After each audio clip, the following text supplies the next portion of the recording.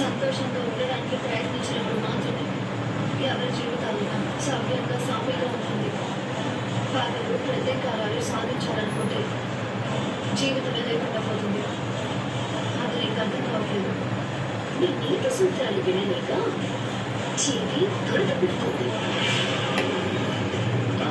చెప్పుడు బయటేదా ఇంట్లో ఉంటుందా? వాళ్ళు నా మనస్తత్వాన్ని, నా మంచితనాన్ని అర్థం చేసుకుంటే నువ్వు ఇలా ప్రవర్తించుండేదాన్ని కాదు. అసలు ఇంత చండాలంగా అసలు ఆలోచించేదాన్ని కాదు. నువ్వు మీ అమ్మాయి ఇద్దరు నన్ను శత్రువులాగే చూస్తున్నాను. ఇది కరెక్ట్ కాదు పదవి. ముందు ముందు ఏం జరుగుతుందో చూడమని నాకు చెప్తున్నాను. జరగాల్సిన నష్టాలన్నీ జరిగిన తర్వాత నేను మీ అమ్మ కూడా అప్పుడు అర్థమవుతుంది. ఏమర్థమవుతుంది? ఇప్పుడు నన్ను మా మామూలు అంటున్నావు కదా, ఇంత జరుగుతున్నా కూడా మా డాడీ మా మామూలు దగ్గరికి పంపించకుండా తన దగ్గర ఉంచుకున్న మీ అమ్మని ఏమన్నారు?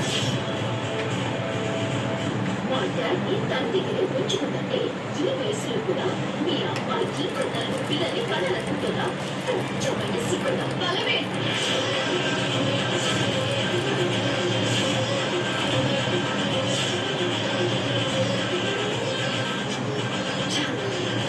మనిషి పుట్టిన